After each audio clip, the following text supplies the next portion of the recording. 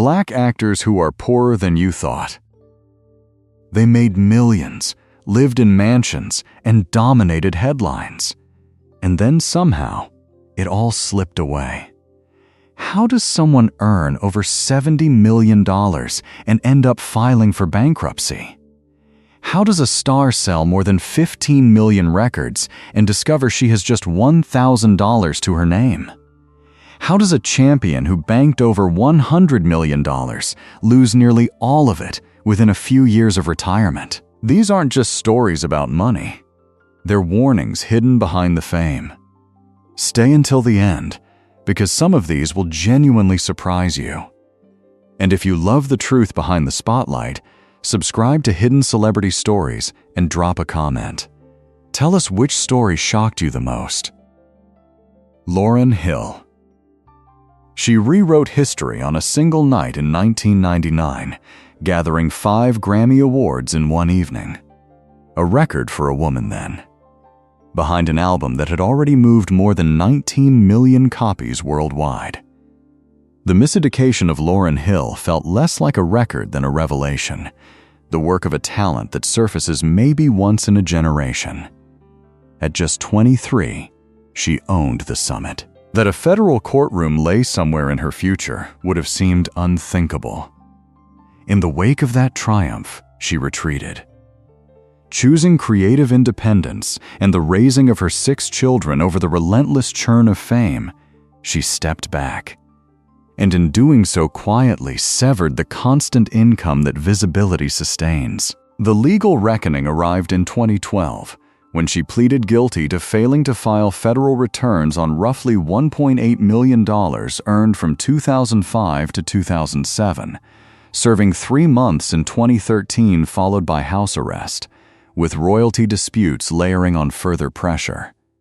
Her net worth is now reported by various outlets at somewhere near $9 million, a figure that feels almost impossibly small beside her influence. Yet accuracy demands the full picture. She repaid those back taxes, and she still sells out venues across the globe decades on. Her chapter poses a question rather than a verdict. Hill didn't squander a fortune through scandal. She walked out of a machine that demands everything a person has. Was that a loss or a quieter kind of victory? For her, the message and the music always outweighed the arithmetic, and that choice defines her legacy far more than any balance sheet ever could. MC Hammer. For a brief, blazing run, he ranked among the biggest stars the world had ever produced. In the early 1990s, Please Hammer, Don't Hurt 'Em sold past 10 million copies in the United States alone, one of the best-selling rap albums in history, and You Can't Touch This, with those unmistakable gold trousers, made MC Hammer a name in every household. At his height, he reportedly pulled in more than $70 million from records, tours, and endorsements. It seemed bulletproof. What came after became one of the most legendary financial unravelings the industry has ever seen. His spending rivaled his stardom. A mansion of roughly 40,000 square feet, an entourage reportedly numbering in the dozens, lavish events, and constant luxury. All of it suited his outsized persona, yet it generated a monthly burden few fortunes could withstand. When his reign on the charts faded with shifting tastes, the income could no longer chase the spending. By 1996, mere years from the peak, he filed for bankruptcy, court documents revealing debts north of $13 million. It crystallized a brutal lesson about expenses that outlast popularity. But ruin wasn't the final word. Hammer remade himself with genuine curiosity, venturing into business and technology, media, and the speaking circuit, drawing openly on his own missteps to teach financial responsibility. His net worth today is commonly estimated around $2 million, a sliver of his former wealth, but a sum rooted in rebuilding rather than regret. His story transcends the cautionary. It's a vivid demonstration of how swiftly fortunes turn and how adaptability can shape whatever comes next. Dennis Rodman. Hardly any athlete has ever lived so loudly where brilliance and turmoil collide. On the hardwood, Dennis Rodman ranked among the most punishing defenders and rebounders the sport has known, claiming 5 championships, 3 beside Michael Jordan during the Bulls' golden run of the 1990s. Beyond the arena, his daring style, his volatile spirit, and his ceaseless headlines turned him into a worldwide celebrity. And at his height, he earned millions through contracts, endorsements, and appearances. Converting that windfall into lasting security, though, proved a far steeper task. Rodman grew known for a lavish existence. Luxury cars, extravagant parties, perpetual travel. And in time, those costs began to devour his earnings. Where disciplined athletes safeguarded their money, he spent boldly, with scarcely any long-range plan. Personal and legal burdens tightened the squeeze. In 2012, he appeared in court over unpaid child and spousal support said to exceed $800,000, and his own attorney portrayed him then as financially strapped and gravely unwell. A jarring disclosure for a man who'd earned so much. Legal costs and an expensive lifestyle kept chipping away at whatever remained. And while his celebrity endured through reality television and headline-grabbing journeys abroad, that exposure rarely became steady income. His net worth today is often pegged at only a few $100,000, a stark departure from the millions of his prime. Yet his cultural imprint stays vast, and he remains among the most recognizable figures the game ever produced. Rodman's tale isn't truly about money. It's about how rapidly everything can come apart when spending and planning lose their balance, and how fragile security is, even at the very top. Toni Braxton. Her voice defined the texture of a decade. Through the 1990s, Toni Braxton stood among the most commanding artists alive, and "Unbreak My Heart" became one of the best-selling singles ever recorded. Her 1993 debut sold beyond 10 million copies. Secrets in 1996 sealed her place among music's aristocracy, and a cabinet of Grammy Awards seemed to assure her a lifetime of comfort. The story behind the spotlight was far more bruising. Even after selling more than 15 million records, she filed for bankruptcy in 1998, disclosing barely $1,000 to her name. Income was never the issue. The culprit was the unforgiving architecture of her recording deals, which handed her only a fragment of the profits once the label recovered production, marketing, and other costs. It's a quiet injustice that has befallen countless artists of her time. She rebuilt through fresh music and touring, but the difficulty came back. In 2010, she filed a second time, citing debts of $10 million to $50 million. Health now sat at the center. Diagnosed with lupus, she was forced to cancel performances, among them a lucrative Las Vegas residency, as medical bills climbed. Her net worth today is commonly estimated near $10 million. Sizable, yet well beneath what a figure of her stature might be assumed to hold. But Braxton didn't simply weather these blows. She outlasted them, clearing her debts, recovering her footing, and continuing to perform. Her journey exposes an unforgiving truth about the business. That chart dominance seldom equals durable wealth. Contracts, illness, and timing decide so much, and at times the truest gauge of an artist is not the money, but the will to rise again. T-Pain. In the middle of the 2000s, he reshaped the very sound coming out of every speaker. With "Buy You a Drink" and "Bartender," T-Pain didn't merely rule the charts. He transformed how an entire generation wielded auto-tune.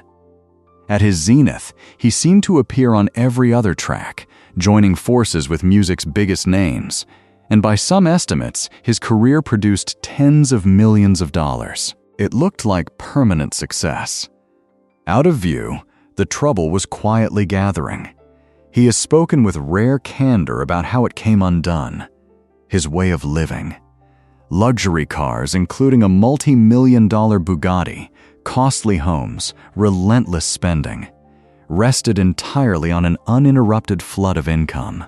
When the industry turned and his chart reign cooled, that flood grew erratic, and he later confessed he had sunk into serious financial difficulty, at one stage fearing the loss of his home and even borrowing money to feed his children.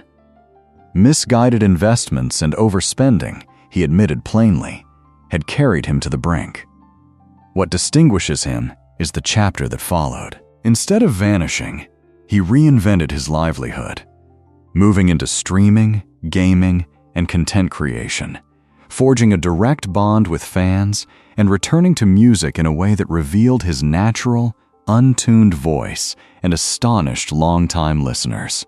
Reported estimates of his net worth differ, but the most frequent figures hover near $10 million. And crucially, his arc bends toward recovery, not wreckage. His story isn't really about losing money. It's about self-awareness and reinvention, and his honesty has made him a true champion of financial literacy. Sometimes hitting the floor is precisely what forces a wiser climb back up. Wesley Snipes. He once occupied the front rank of Hollywood's action elite, a forceful presence whose films set the tone of an era. Across the 1990s and into the 2000s, Wesley Snipes was indispensable, and his Blade trilogy, the first taking in over $130 million worldwide in 1998, cracked open the door to the modern superhero age well before it conquered cinemas. He reportedly drew around $13 million for Blade, Trinity alone amassing tens of millions in his prime between salaries and endorsements. Then the foundation buckled.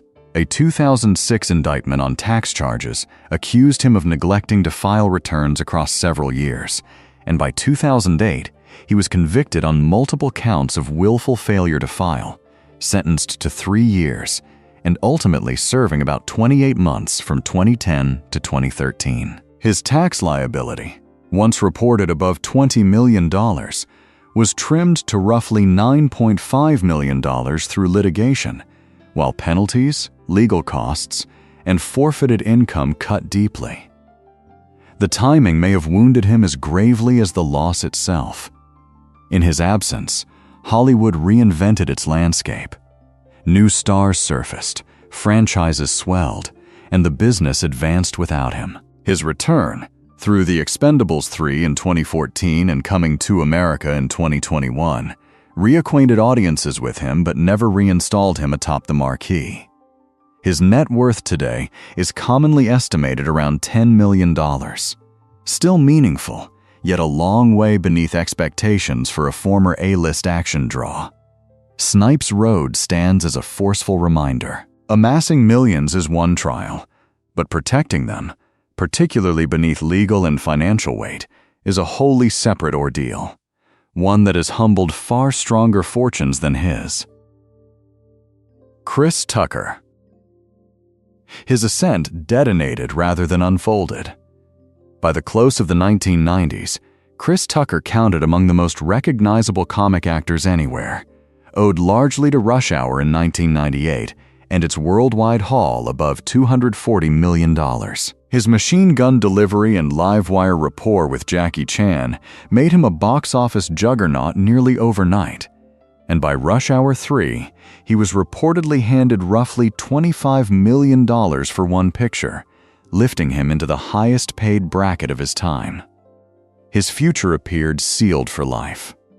Out of sight, a different account unfolded. Despite tens of millions in earnings, Tucker collided with grave tax trouble, reportedly owing the IRS as much as $14 million at one juncture, a sum that recast his whole financial standing. A settlement eventually followed, but properties slipped from his hands, a multi-million-dollar home among them, and his once towering income contracted. His relationship with the work compounded the slide. Unlike performers who wring every cent from their peak, he withdrew for long intervals, appearing in no major films from 2007 to 2012.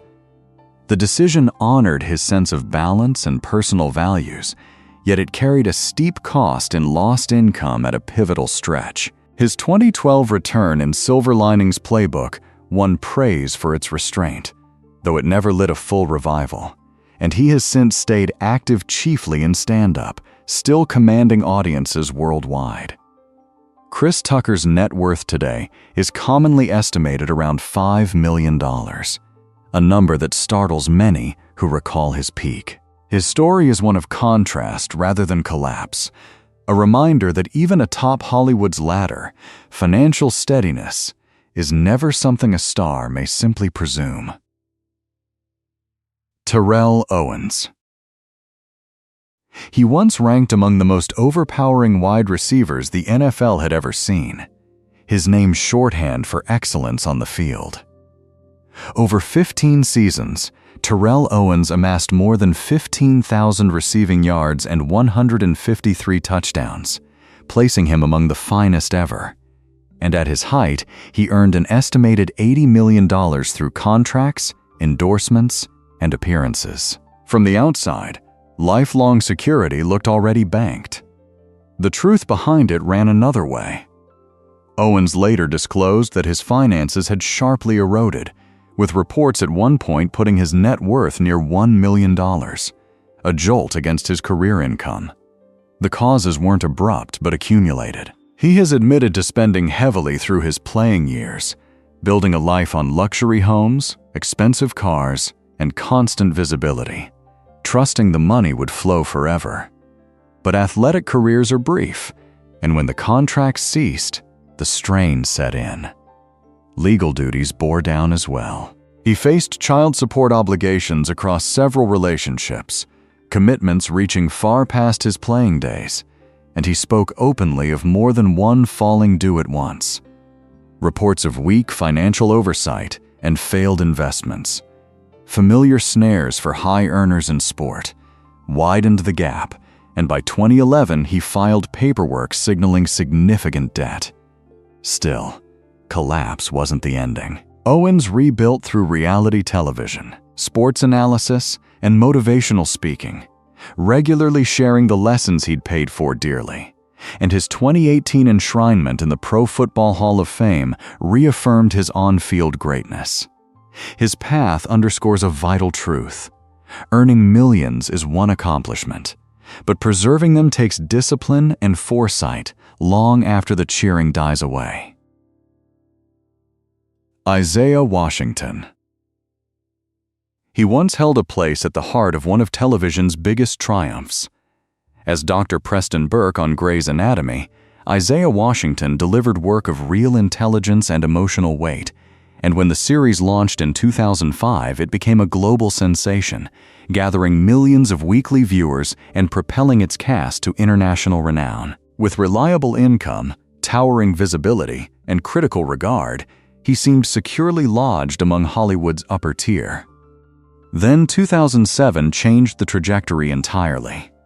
During an on-set incident, Washington used a homophobic slur, an act that ignited fierce backlash once it reached the public, from peers and audiences alike. Apologies came, but the wound to his reputation was deep, and ABC ultimately declined to renew his contract, lifting him out of the show at the crest of its fame. It proved a devastating pivot, because surrendering a major network role meant forfeiting not just income but momentum, a thing Hollywood rarely gives back. The financial aftermath trailed close behind. His opportunities contracted, and by 2013 he filed for bankruptcy, listing debts above $1 million against modest holdings. Diminished work, legal strain, and continuing expenses braided into a genuinely hard passage. Even so, he carried on. He took roles in independent films and regained visibility on the science fiction series, The 100 from 2014 to 2018, proving his craft remained whole even as his former eminence stayed out of reach. His net worth today is commonly estimated around $500,000, a stark turn from his earlier success. His story is a piercing example of how fast the ground can move in this business, where talent may unlock the door, but reputation so often decides whether it remains open. Antoine Walker. His stands among the most dramatic financial reversals in all of professional sport. At his height, Antoine Walker was no mere standout. He ranked among the top earners of his generation. Through a 12-year career with teams, including the Boston Celtics and Miami Heat, he banked more than $100 million in salary alone, captured a championship in 2006, and lived the very life people picture lasting a lifetime. Within a few years of stepping away, nearly all of it had evaporated. Spending sat at the core of it. Walker has freely admitted that during his playing days, he sustained a wildly expensive lifestyle. Luxury homes, high-end cars, jewelry, and the financial backing of a broad circle of friends and family. He has recalled routinely spending hundreds of thousands of dollars in brief stretches, convinced the income would never run dry. But a sporting career runs on a short clock, and once the contracts halted, the costs pressed on. Mismanagement sharpened the fall. Real estate and business ventures faltered, the losses compounded, and by 2010 he filed for bankruptcy, reporting debts beyond $12 million. A stunning collapse measured against his earnings. Liens and tax matters made the recovery harder still. But where so many such stories simply end, Walker turned a different way. In recent years, he has labored to rebuild not only his finances, but his sense of purpose, emerging as a committed advocate for financial literacy among young athletes, passing on his hard lessons through speaking and mentorship. His net worth today stays modest beside his peak, yet his influence has found fresh meaning. Sometimes, as his life attests, the greatest comeback isn't financial, it's personal. Gary Dourdan. His ascent came by way of one of television's biggest global franchises. As Warwick Brown on CSI, Crime Scene Investigation, Gary Dourdan lent intelligence and a smoldering intensity to a character viewers embraced, and when the show premiered in 2000, it erupted into a worldwide phenomenon, at times commanding more than 20 million viewers an episode. For close to a decade, he was integral to that success, earning a generous income and enjoying a visibility most actors only imagine. His future seemed assured. After he departed CSI in 2008, the landscape shifted. Dourdan encountered a string of personal and legal setbacks, including an arrest on drug-related charges. While some were resolved with lighter penalties, the attention around them bruised his professional standing. In Hollywood, where image and dependability count for so much, that scrutiny can silently shut doors. Money troubles came next. In 2012, he filed for bankruptcy, disclosing debts beyond $1.7 million, with court records detailing substantial sums owed on his mortgage, credit cards, and other obligations. The income of his prime had withered while the expenses mounted, and unlike actors who glided onward from a hit, he found it hard to reclaim that altitude, working in smaller roles and independent films as the marquee projects thinned. His net worth today is commonly estimated around $500,000, a figure that surprises many who recall his prime. His story isn't about any shortage of talent. It's about how personal choices, legal trouble, and industry perception can converge to redraw a career. Hollywood treats success as permanent, but his journey makes plain that keeping it can prove every bit as hard as winning it. Janet Hubert. Hers is a tale of talent, acclaim, and one pivot that altered the whole road ahead. In the early 1990s, Janet Hubert became known to millions as the original Vivian Banks, Aunt Viv, on The Fresh Prince of Bel-Air, infusing grace, strength, and depth into a role that helped define one of the era's most cherished sitcoms. To countless viewers, she was the show's emotional center, and her prospects gleamed. But beneath the surface, friction was rising. In 1993, after 3 seasons, Hubert exited the series amid controversy, with reports citing creative differences and on-set conflict, including tension with co-star Will Smith. Her character was recast, and that rupture marked a profound shift for the show, and far more so for her own career. In its aftermath, parts of comparable scale grew elusive. Despite her evident gifts, the opportunities narrowed, and in a field where momentum is everything, the loss of a marquee role can resonate for years, especially for Black actresses who have long contended with fewer chances from the outset. Stripped of a major series' steady income, stability became hard to hold, and over the years she spoke frankly about spells of hardship and emotional strain, while also naming deeper industry ills like typecasting and the absence of support for actors once they leave a big production. Through all of it, she never laid down her craft, appearing in theater, in guest television roles, and advocating for fuller representation.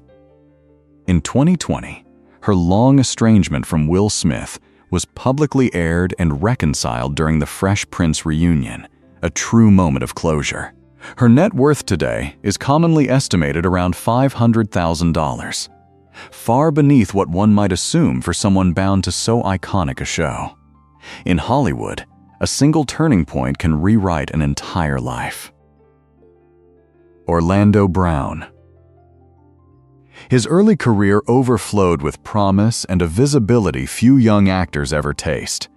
As Eddie Thomas on Disney Channel's That's So Raven from 2003 to 2007, Orlando Brown became a familiar face to millions, his comic timing and vivid energy making him a standout on one of Disney's biggest hits.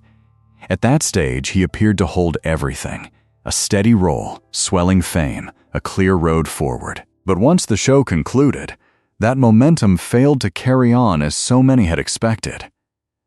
Unlike certain child actors who eased into adult roles, Brown met a punishing transition, and as work grew scarce, his income receded. At the same time, personal battles pushed to the forefront. He has spoken openly about struggles with substance abuse and mental health, ordeals that cut deeply into both his life and his career, and legal trouble followed. A number of arrests over the years tied to disputes, possession, and probation. Each one brought financial strain and, in a trade that prizes dependability, further eroded how he was viewed. Reports at one point estimated his net worth at negative levels, debt and instability in place of wealth. A dramatic reversal for someone who had starred on a global platform. But his story isn't merely one of descent. In recent years, Brown has spoken of sobriety, of personal growth, and of a sincere wish to return to entertainment in a healthier state. The path back remains hard, and his story is still being written. What his journey genuinely lays bare is the fragility of early fame. How success arriving so young, without the right support, can sometimes make the fall harder still. Yet as long as the story stays unfinished, so does the hope of recovery. 13 stars, hundreds of millions earned between them, and so much of it gone. Some lost it to contracts they never understood, some to spending that outran the income, some to taxes, lawsuits, or a single career-ending mistake. But it leaves us with a real question worth arguing over. Were these downfalls caused by bad decisions, or is fame itself the trap? When the money pours in that fast, is anyone truly able to stay in control? Some of them rebuilt, others are still fighting. But every one of them proves that success never guarantees security. Which story changed how you see it? Tell me in the comments, and subscribe to Hidden Celebrity Stories, where we uncover the truth the headlines leave out.